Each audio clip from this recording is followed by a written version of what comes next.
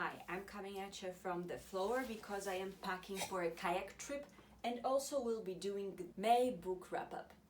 Welcome. Intro? We're going kayaking on a mountain river. I just learned. I thought that it's going to be like a chill river, and it matters only in the fact that my brother decided not to go, so I'm alone with my dog on a kayak. So that's interesting. That's why I have dog food with me. I am also just packing into this huge IKEA bag because all the water resistant bags are in my parents' place. So I only finished 4 books this month. So now I'll just pack Kira's food and we'll talk about the first book that I finished. So the first book that I finished was Sweet Talk by Cara Bastone. Cara Bastone is the author of my favorite of all time romance audiobook, Call Me Maybe. Sweet Talk tells the story of one of the characters' siblings and still follows the same form of the story having a meet cute and happening through phone calls and just mainly being a dialogue format. Also, it has the same witty writing, so that's nice. But what is not nice is that the book does the same things that Call Me Maybe does, but just worse. It's just worse. I won't go into a ton of detail because I might do a full review just to compare these two when the same formula doesn't really work out. So I cannot give this book more than a 2.5, and if I had to round it up, I'd go lower than it rather than higher, because the whole meet cute is so contrived in this book that it kind of ruined the experience. But the voice acting, oh, by the way, I didn't read a single book physically this month. The voice acting more than makes up for any inconsistency. So it is a good experience, but a bad book. The second book that I read was Cemetery Boys by Aidan Thomas. It's a paranormal fantasy romance set in a Latinx bruja community in the US. It's set in the days leading up to Dia de los Muertos, so all the preparations for the celebrations are fascinating. It tells a story of Yadriel, who is a trans boy and a bruja who struggles with being accepted both as a brujo and as a man in his rather traditional community. There is also a crime subplot where they have to solve a mystery. He is helped by a ghost of a boy named Julian. What I really love about this book is I read these like gendered magic systems because one of the genders is always worse off, and I don't know what it's like for the trans people. Like, does it suck for them further because their magic corresponds to their biological body? In this book, it's a super minor spoiler because it comes out like no, it's not a spoiler at all. But Yadriel has the male magic. Brujos are able to commune with the spirits and banish them to the ethereal realm, and women heal. That's brujas heal. That's it. This book was rather pleasant, nothing groundbreaking, but I had a really nice time. I'd give it a 3 out of 5 because it was mildly predictable and dragged a tiny bit at times, but overall I would recommend it to anyone who wants to read a fantasy romance and experience more of a Latinx community. Well, the book is voiced by a trans actor, like a trans man, and it was written by a trans Latinx man. I think both of them are trans and Latinx, so it's a very authentic experience, and you cannot just discredit that. That's a huge added value if it's written if it's written by the people that it's representing, that's, I don't know, I really like that. That's my, sucks. The third book that I read was Oh, okay, so now let me get organized. I'm personally doing a reread and read of different works by Alexis Hall, who is one of my favorite romance writers. The first book of his that I finished this month was a reread. It was For Real, which was a book in his Spires universe. The books in Spires universe are not connected by anything other than being set in London and being slightly dramatic and sad. It's a book about a BDSM relationship between a 37-year-old doctor named Laurie and a 19-year-old calf cook called Toby. This book is very original because not only does it portray, an age gap relationship, which I'll get into that in a second, but it also portrays a BDSM relationship where the younger and smaller man is the dominant, and also the acts mentioned therein are quite atypical for what you would expect from a typical BDSM relationship. It's definitely an erotic novel. There's a ton of sex there. When it comes to the age difference relationship, I read this book years ago for the first time when I was a teenager. So I cannot really distance myself from that. And when I read it, I was in a mental space very similar to Toby's. The book is written from a dual point of view, Laurie and Toby, and Laurie speaks in the past tense. I never noticed that. I was just told about it in the Romancelandia subreddit. That was a news to me, but it makes sense because Laurie struggles to move on from the past, from his past relationship, and Toby is trapped in the present. And that's a thing that I really related to when I was a young gun reading this book for the first time, because he is in a different place than his peers who went to the university straight out of high school. He didn't want to go, he couldn't go. So he's working in a cafe where they are getting their education, and also the future holds the certainty that his grandpa, who's very dear to him and has cancer, will pass away. So he's trapped in the now and fears thinking about the future. I think the book is very deep. Alexis Hall's grasp of language is wonderful. The narrators did a great job, and while I would never advocate for age gap relationships, in this particular book everything happened as well as it could have. There are of course difficulties stemming from the age gap, but more so from the differences in the understanding of the world and lack of experience, like life experience on Toby's part. But anyhow, like a totally subjective and personal and emotional 5 out of 5 for me. I love this book. I don't know, it's just good. It's just good. I need short pants, but like, which ones? I'll just take multiple short pants and decide tomorrow. I'm just going to put it off. So the fourth book that I finished was another Alexis Hall book. That one I read in a buddy read with my new friends over at the Romancelandia subreddit, and it was The Affair of the Mysterious Letter. Now I have to focus. This packing is going really slowly, but I have to focus to tell you that.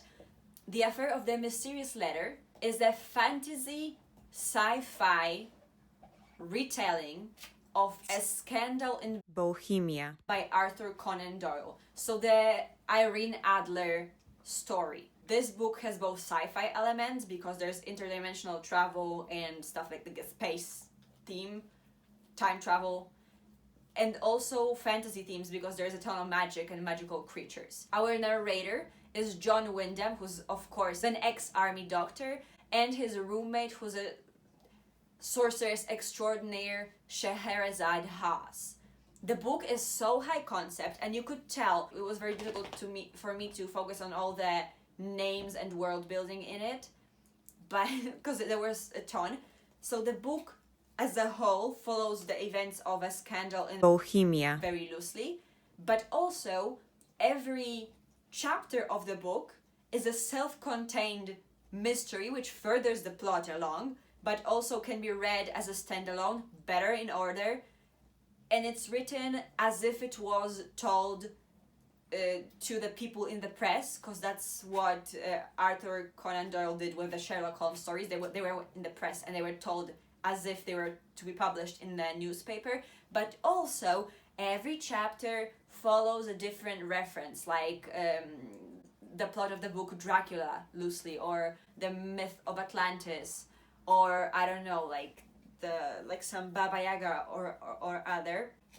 I actually appreciate the math of it all, but I think I wanted to like it more than I could, because if you choose to adapt a Sherlock Holmes story, there are consequences of that choice. Like, everything that you leave or decide to throw away, I'm going to analyze it and like decide what do you mean by that. All the changes that you decide to implement in the dynamic between Watson and Sherlock, that all has a meaning. And the dynamic between the two is a classic Arthur Conan Doyle Watson meets a BBC Sherlock who's also a woman and also a total slob. And I think that's my biggest gripe with the book, that the Sherlock version was just so unlikable.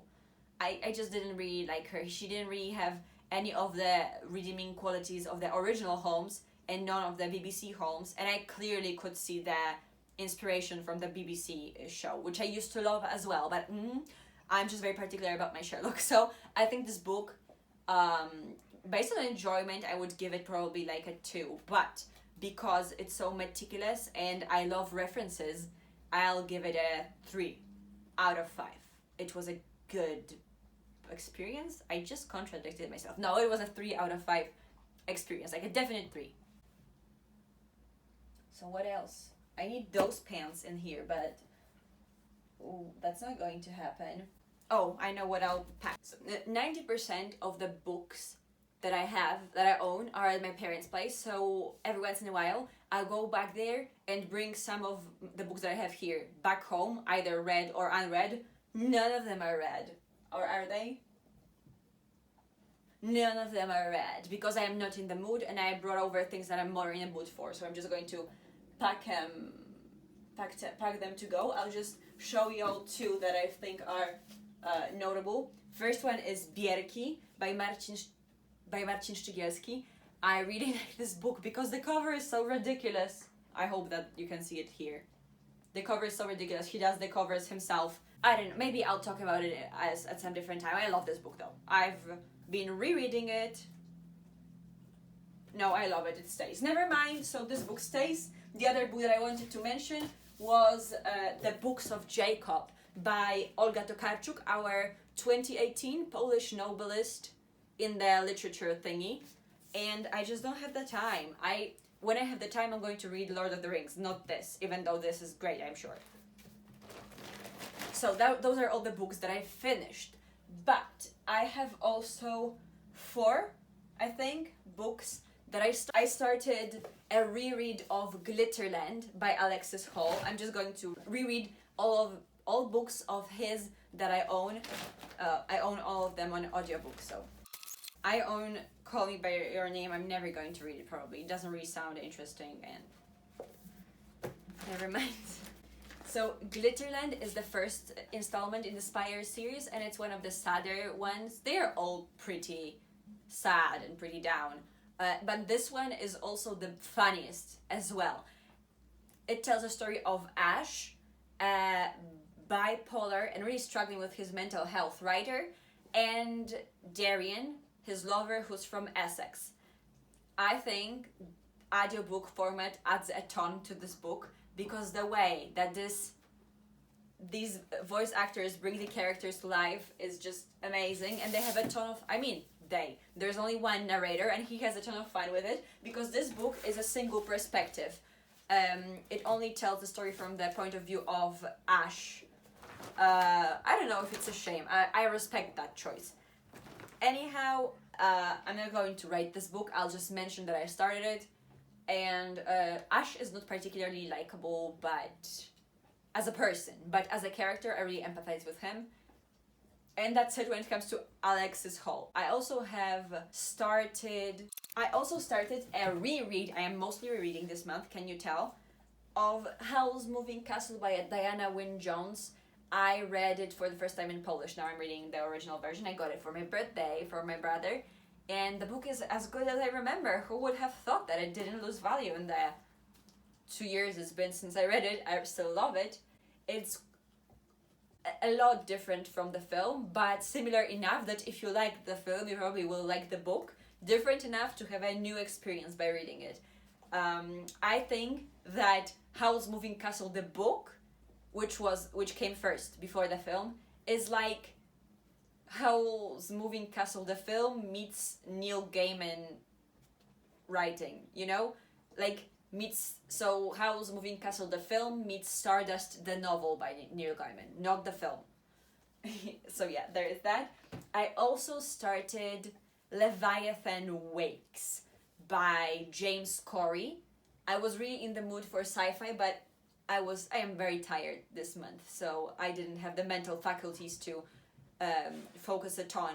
In normal months, I would have already finished it, but now I am, I think, 80% in, and this book was an experience. It's definitely a first book in a series type of experience because of a lot of the things that happen to establish a world and get things going.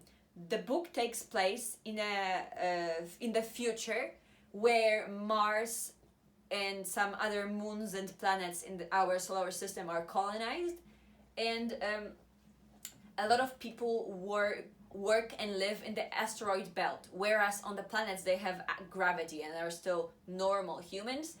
The people in the asteroid belt, called Belters, have evolved to be very elongated, have their own language and culture, and are different.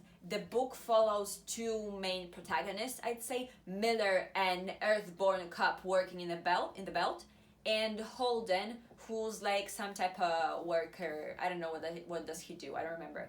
I'm sorry, I'm just having a brain fart moment. Anyhow, both of them. And at the halfway point, I was like, yes, this is a good example of sci-fi. I do not intend to continue with the series. But when I reached 75%, an interesting character dynamic occurred between... I cannot say between who, because that would be a spoiler. But now I am emotionally invested in the characters, particularly Miller, who's an alcoholic, washed-up cop. I love him.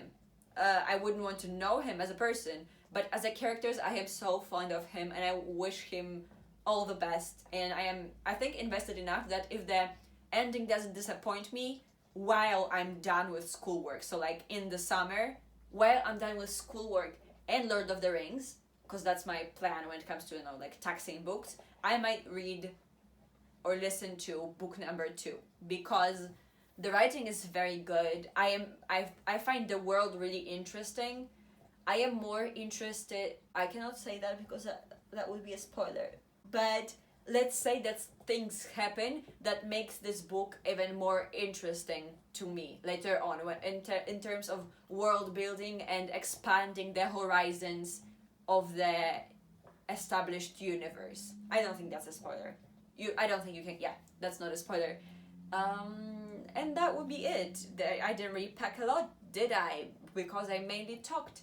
But I hope that you enjoyed your time here. Leave a comment if any of the books sounded interesting to you. And subscribe. I have all my social media linked in the description box. And I'll also mention my reading plans for the next month. I definitely plan on finishing Leviathan Wakes, Howl's Moving Castle. I will finish this when I get my next vaccine, because it's a long way by train. I will manage to finish it if I go there and back. Leviathan Wakes, Howl's Moving Castle, Glitterland. I think I'll also read Pansies by Alexis Hall because I own it. Also, June is the Pride month, and a person on my new favorite subreddit Romancelandia, which I mentioned 3 times in this video, mentioned like a reading challenge where you read a book by a new author, I think, a book by an author of color, and there are 2 other requirements. I will be doing that. if I found such audiobooks in my Audible subscription package, because I cannot afford to purchase books in the nearest future. That was Kira dropping her thingy. That will be it. Thank you for stopping by. And papa.